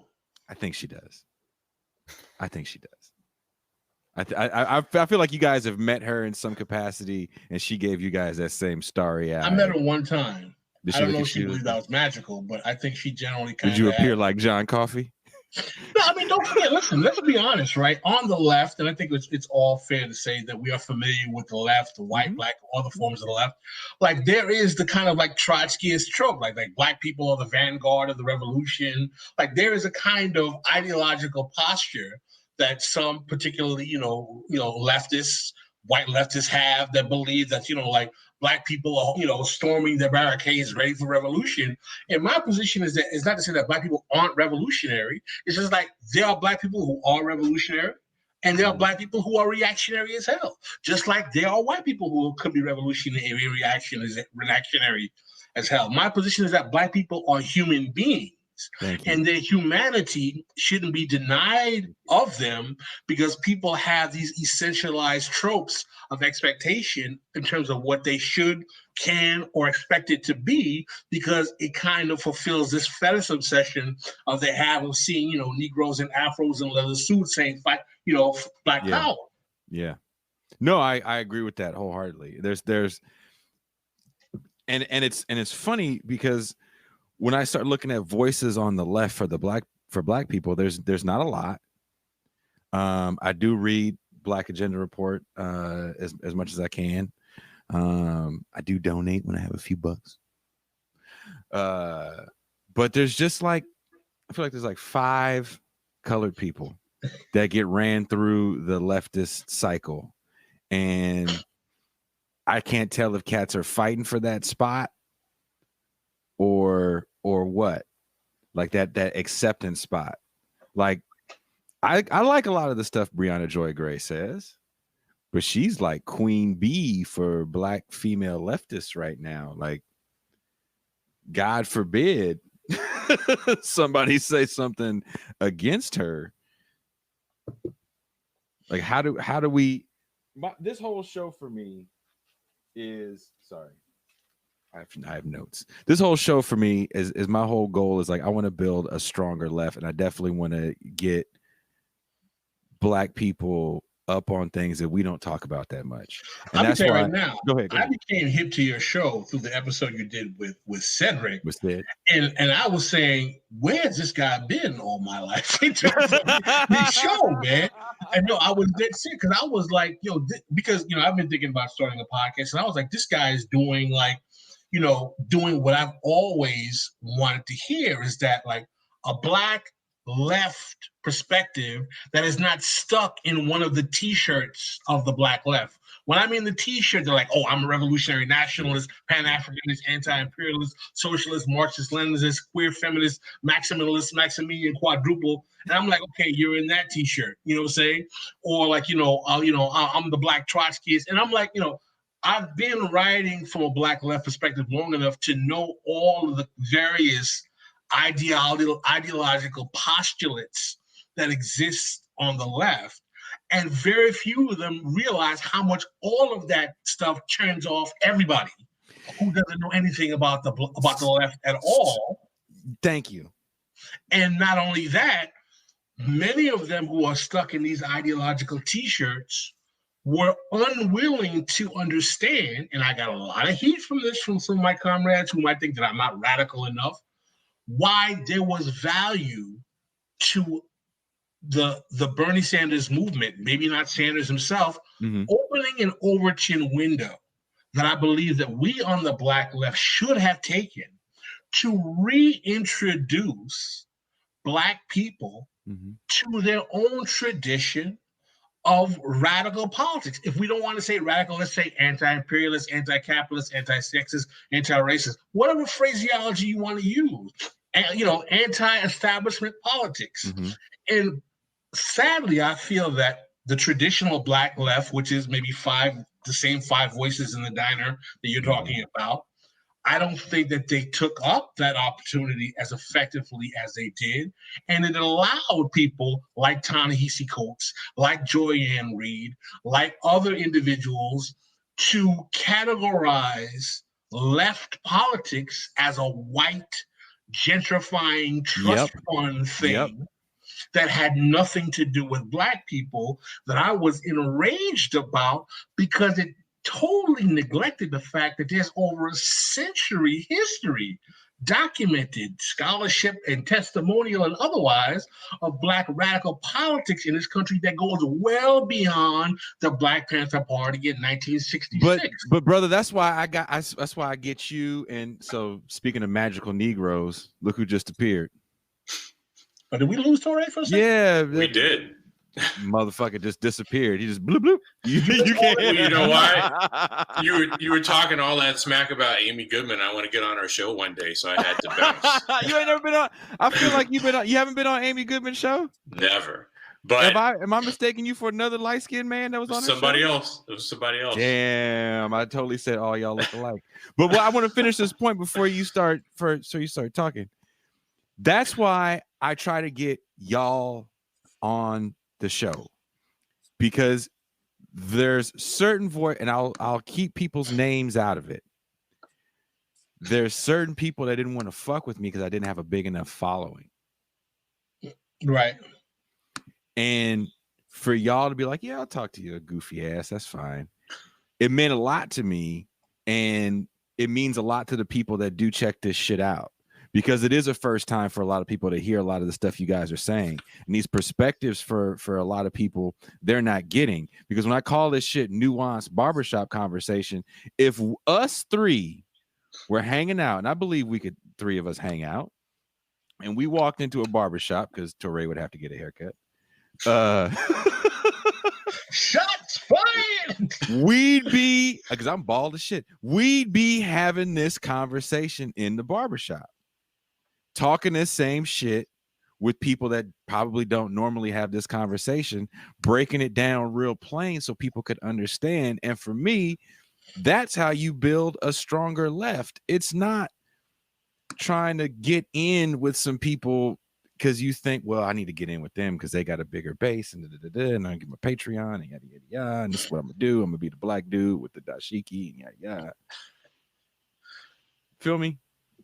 No, I mean, listen, man. I just want to say that's my way of saying thank you guys for coming. I mean, listen, I think that, I mean, I came on the show and I became an instant fan of the show.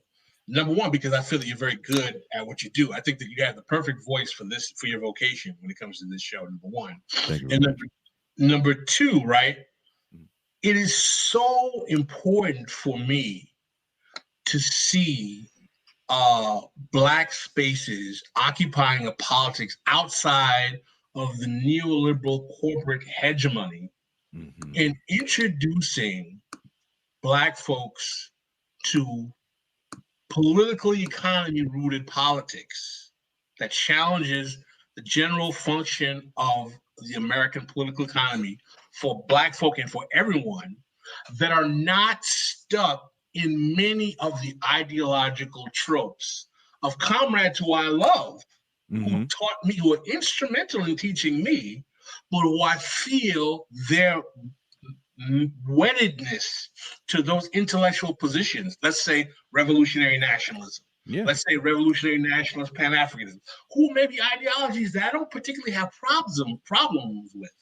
But when I know that when you start dropping that hammer on the average layperson, Black or otherwise, who is totally alien to that discourse, and you're saying, like, you know, power to the people and the revolutionary must come now and this and that, they're gonna be like, revolution? It's like, you know, can I get some health care first? You know what I'm saying? I mean, and I'm not saying that, you know, I'm not saying that revolution is not important or is not valuable or doesn't have its place. But what I'm saying is that there are a large number of people, sadly, who have had no exposure to Black left politics, whether that's simply being a democratic socialist, whether that's being a Marxist-Leninist, whether that's being a revolutionary nationalist, whether that's being an anarchist, whether that's being whatever various manifestation, or just being a New Deal, a more left New Deal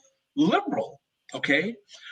The sad reality of the circular firing squad that also exists on the left of ideological purity helps facilitate the lack of ability of introducing people who basically say, yeah, why is it that income inequality has been getting worse for 40 years?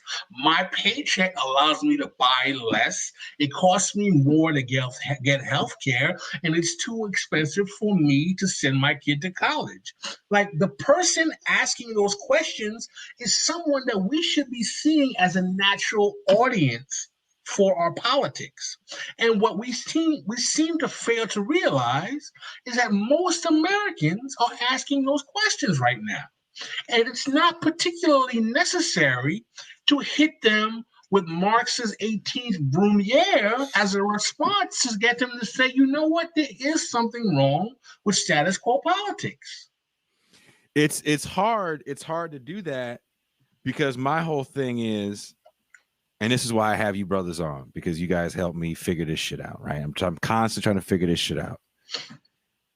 When I go to my dad's house, who could be watching this show, and I love my dad a lot.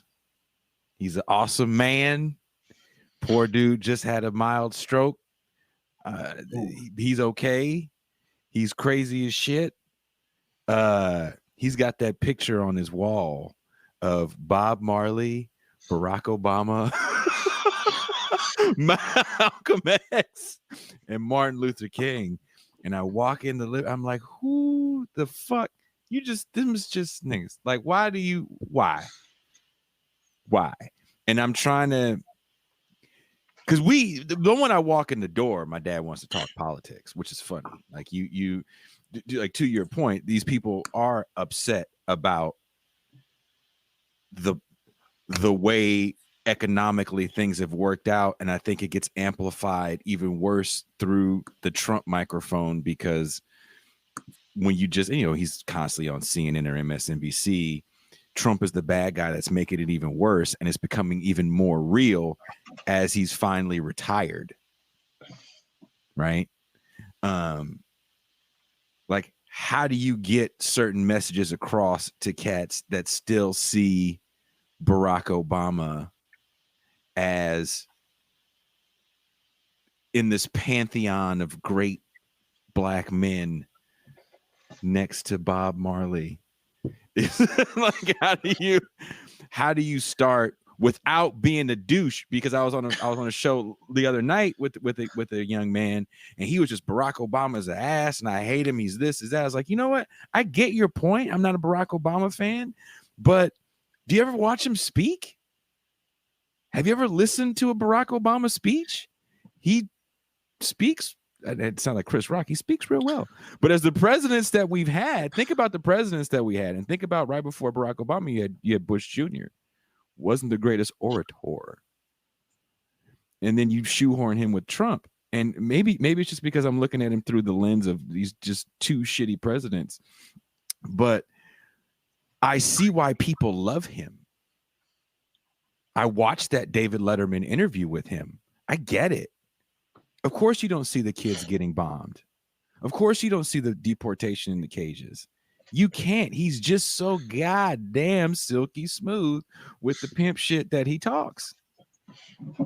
So how do we penetrate that pimp shit and kind of show people, well, this was kind of the start of these problems? Well, I think the first way, and I've written some pretty hard critiques of Obama, and I think the first thing you do, right, is that you engage in a project with people. And I talk to people. I have many friends like that. I said, ask them a simple question.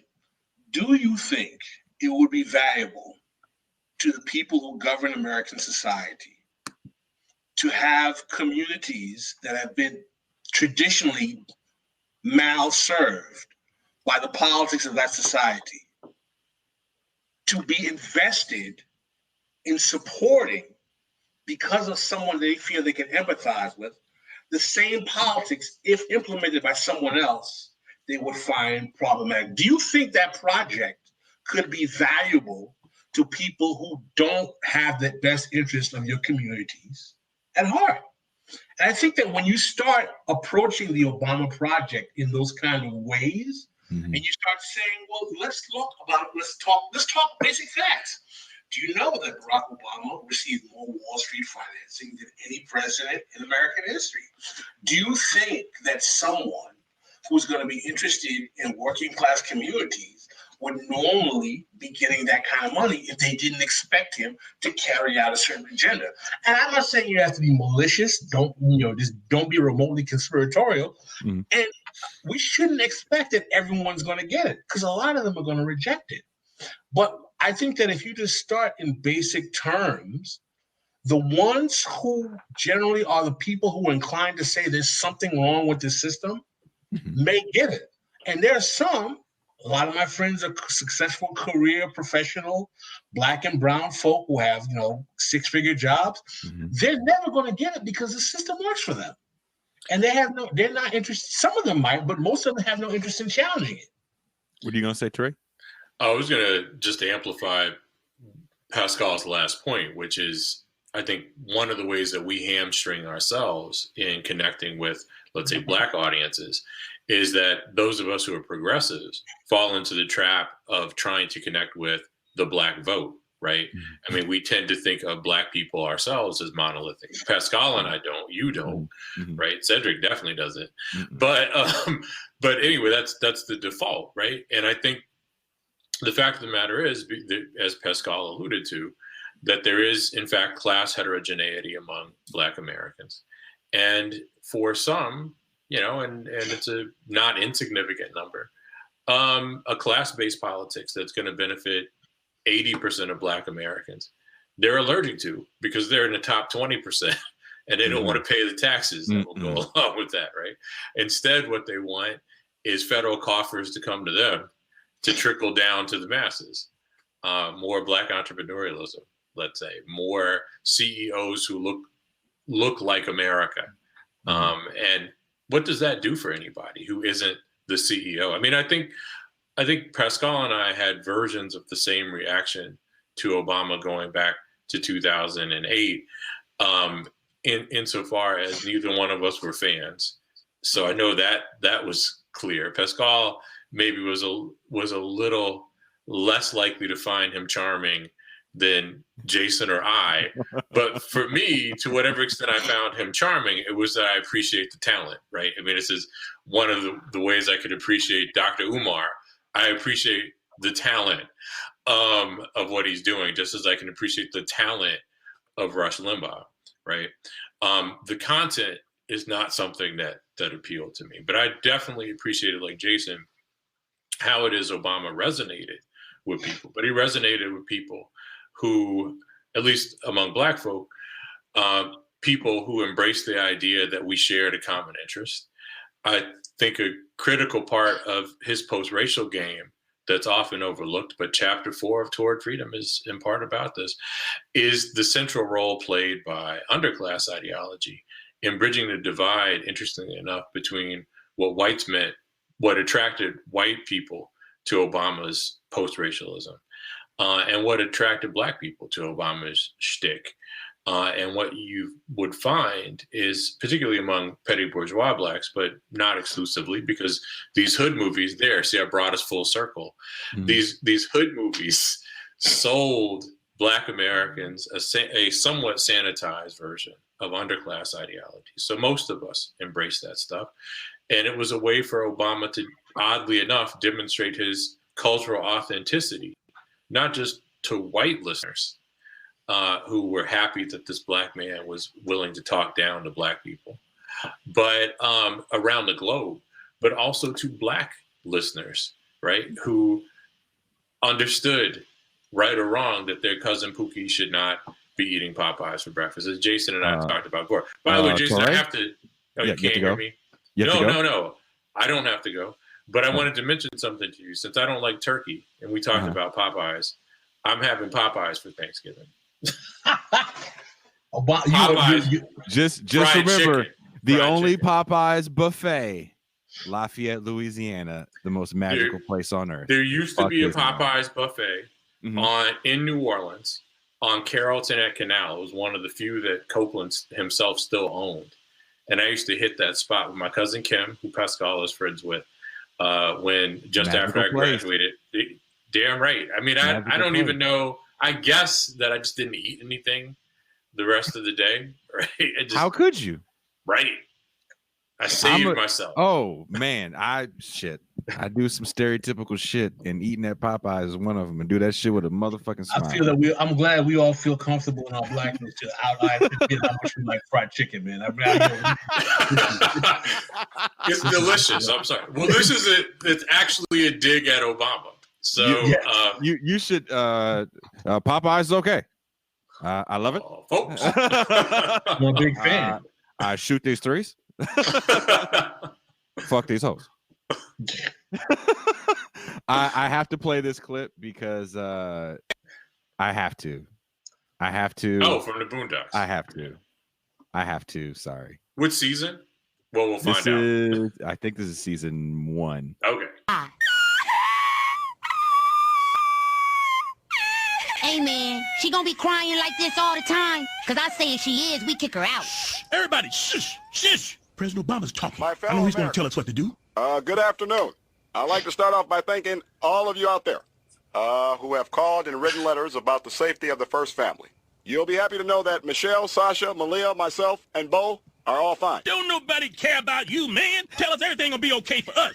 Everything is going to be okay. For us. We are currently in our very own super secret underground bunker with enough food and water and entertainment to last several lifetimes. But I'm here tonight to talk about you. In times of crisis, Americans pull together. And what's going to get us through this difficult time? Sharing. Sharing? Lending a helping hand to a neighbor in their hour of need. No, neighbor. What we need is a cure. Unfortunately, there is no cure for the pandemic we now face. But we do have an even more powerful weapon. Compassion for our fellow man. No! Compassion for our fellow man. In conclusion, I want to say that we are all in for some tough times ahead. And when I say we, I mean you. But Michelle, Sasha, Malia, myself, and Bo are going to be right here, rooting for you all the way. Good night, and God bless you, and may God bless the United States of America. We all gonna die. I had to play that clip because I was working on this piece. I do try to write, so you guys are also like my inspiration to try to string a few words together. And I watched a clip of Obama. It came up on my YouTube feed somehow. The algorithm was fucking with me. And it was a clip of Obama answering a question in 2016 when he was still president at a press conference. And it was an 11-minute answer. And watching him answer that question, he starts it off. I forget what the question was even about. And watching him answer the question, he's like, you guys know me. I got my start organizing in the streets. And he goes on to talk about gerrymandering. He goes on to talk about the Democratic Party's failures. He goes on to talk about voter suppression. And the way to solve it all, you got to vote. That was it. You can't talk about the state of the country if you're not involved. So you got to vote. And I was like, I was blown away by the answer, but the way he got there, I'm like, this is why cats love you, because you are pretty much what Aaron Sorkin just sits there and is like, oh, and he writes all that bullshit about, because it's exactly what it sounded like. It sounded like just a West Wing threw up. And I'm like, this is why motherfuckers love you. And that a Boondocks clip to me it just encapsulates that, right? Like, hey, I'm gonna tell you. But it's satire, but he would always say it in such a nice way. You're fucked. Well, I mean, listen, the Obama project was created in a Robert Rubin lab petri dish anyway. I mean, I'm I mean, I understand you guys giving kudos, but I've had it, man. This is a manufactured cat, man. Listen, I'm not going to give this cat that much love for his ability to manipulate people's emotions. I mean, this is a dude who has been in the Star Chamber for over 25 years. I mean, Touré's dad wrote about him in '96, like, alert, alert, black left. This is what we need to be aware of. This is what, literally talking about the guy as if there was a ruling class laboratory and they were putting, the cells together to manufacture this dude. But he's dropping threes on these hoes. Yeah, I'll be like you should tell your dad that Touré be like, yeah, that's a great piece. It was very insightful. But you forgot that he was totally dropping threes on these hoes. I mean, I probably won't relay that, but I think he'd appreciate it just the same. Like, watching that clip of Barack Obama shoot that three, I was like,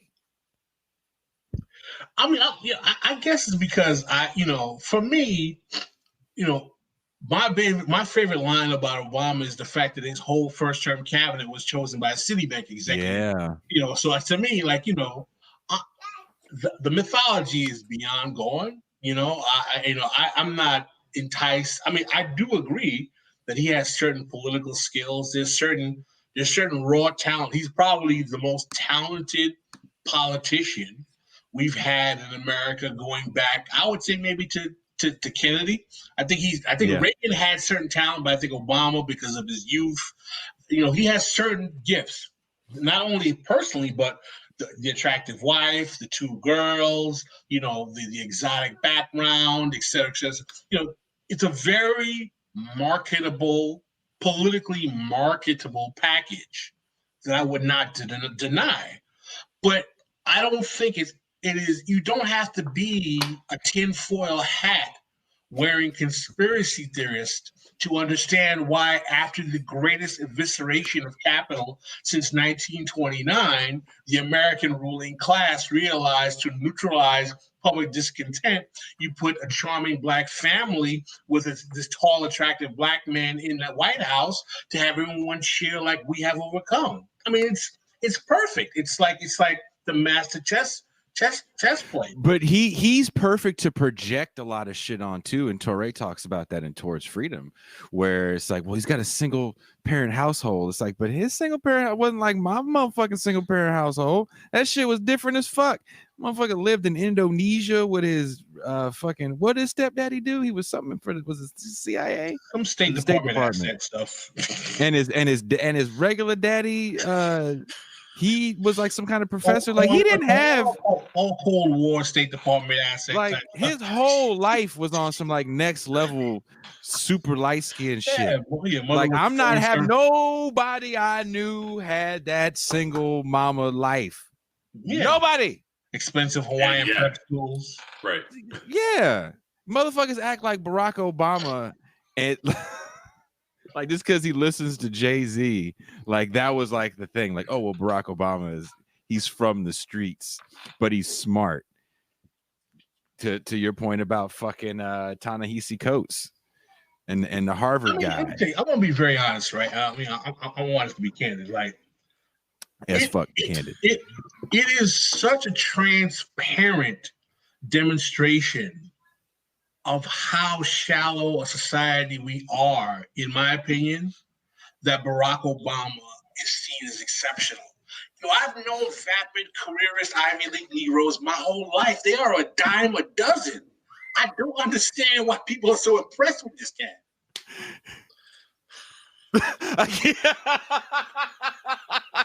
If them cats you knew couldn't hit a turnaround jumper from the perimeter and bag a dime, and then have two kids with good hair, that's why. Good hair. Well, I mean, again, if they had been in the pocket with people like, Michael Froman and Robert Rubin from like the time they were first year in law school, then maybe they would have had all those, and also played, basketball in high school and all that stuff. And, And what else? This is a contrived cat. The cat is contrived. Like all jokes aside, I'm gonna stop fucking with you. Pop my collar, dust your shoulder. That was when he won, right? Didn't he do this when he won? Yeah, the guy was born in 1961, right? He went to high school in Hawaii. He's not even culturally attenuated to hip hop. He's a disco guy. I mean, the fact that this dude is fronting like he's down with like hip hop from Hawaii, what were you listening to? Like, Run DMC Hits the Beach? I mean, come on, man. But Pascal, to your point of him having a contrived persona, perhaps that's his genius. His genius is, and I think he discusses this in one of his first two memoirs, that he focused on, crafting this persona from a pretty early age, right? I mean, and I think a lot of Black Ivy Leaguers didn't anticipate that they could be president. So they didn't craft the persona that one needs to craft at a very early age, like he did. Common and Kanye in the White House, man. Common and Kanye in the White House. Having the Foreign Services agent white mom and or State Department related family might give him a little trajectory on being a ruling class pawn that most folks would not have. I get that, right? I understand. It's funny because. It's funny because when we think back at the Obama years and we laugh, like I'm fucking with you. I'm fucking with you about 3-pointer. Like we laugh at this shit, and then it 8 years of that bullshit, right? And then you get 8 more. It's just a different kind of a lie. Donald Trump's born into wealth, crazy wealth, kind of been a habitual fuck up his whole life. But because he was on TV for 15 years in everybody's house, pretending to be, I think it was Anand Giridharadas that said Donald Trump is a poor man's version of what a rich man is. With better hip hop on days than Obama. Yeah. Right? Because Donald Trump used to hang with Russell Simmons. And they were making hip hop songs about Donald Trump. They wasn't making no hip hop songs about Obama. No, not really. That would not have been a hit that I can think of. But because again, he didn't do the wrong. He wasn't, dropping bombs like Vietnam, if you will, even though he was. No one ever associated that because we always associated him with this vision of Black excellence. And going back to those movies, it's so funny how I think it was Pascal when he was talking about the revolutionary Black guy who's revolutionary all the time, and I had a Menace II Society clip queued up of the one guy that was supposed to be like the woke friend. And he was in The Nation, and it was that's what woke was to me. I don't know if it was, I'm sure it was similar for you guys. In that era, woke was like the one friend that like read a final call and was like, yeah. Like, and then the one kid in Menace is like, he's constantly yelling at them guys to stop drinking and live, and the devil's got a plan and they're falling into the devil's plan, and no one wanted to fucking hear it. I listened to a lot of KRS-One when I was in college. I understand. I get that. I know the whole. I mean, that in our era, right? The whole African medallions, reading Sheikh Anta Diop, the African origins of civilization, kind of like before Hoteps had all this kind of pejorative. Did you lose me? Oh, yeah. Our host is frozen. Oh, Jason is. That's a problem. Yeah. I guess he needs to get stuff together. He's the host, man. We can't afford to have him go. No. Well, you could probably keep talking. Well, the larger point I was going to make, He'll be back. was that you and I are old enough to remember where there was a kind of return to a kind of Black cultural nationalism that was being celebrated in hip hop and in some of the literature that a lot of folks were circulating at the time when we were kind of in our college kind of era, so I can identify with what he was talking about. But the thing is, though, right, you come to a certain point where you interrogate the politics of that, and you start to question what does that political project lead to eventually. Yeah, well, I mean, it was retrograde when we were in college too, which was the first tell. I mean, it wasn't as retrograde then as it is now, but you know, more people should have interrogated it. But I think it dovetailed pretty seamlessly, or at least would, with Reaganism. And the Sister Soldier clip that Jason showed previously, I think, highlighted that. Bill Clinton's contempt for her notwithstanding, on some level, the case that she made. I just got a text from Jason. He has no idea what happened, but you know, as we talked about before, the case that she made was Bookerism, with the addendum that white people suck, right? So right, exactly. And you know, part of when we're talking about exposing people, and not just Black people, but particularly Black people, to a kind of progressive or left politics, right, is that I think that, you know, coming from the tradition that you come from personally, intellectually, as well as your family, is that the understanding of Black political thought historically and the challenges of a project that complicates the nationalist narrative that has become so dominant and commonplace, particularly with millennial youth, unfortunately, through the proliferation of social media, and how, you know, challenging that politics and that worldview will get you deemed as, racially disloyal, so on and so forth. And when we realize that that's not the point of the project, the point of the project is to interrogate what is the logical conclusion of this kind of race reductionist politics in terms of what it produces, where it gets you, and why does it constantly get recycled as the only option that many Black people are presented as a way to solve their problems? Well, you remember around the Million Man March, so it was October of 1995, Farrakhan had a moment of near respectability. And I remember watching the McLaughlin Group right after the Million Man March. And Eleanor Clift, who I think was the liberal on that show in that era, had given Farrakhan qualified praise. Now, again, it was greatly qualified because the anti-Semitism precluded actually celebrating him. But what she praised Farrakhan for and praised the march for was getting Black men, taking steps to get Black men to finally recognize that they bore responsibility for the problems that afflicted their own communities.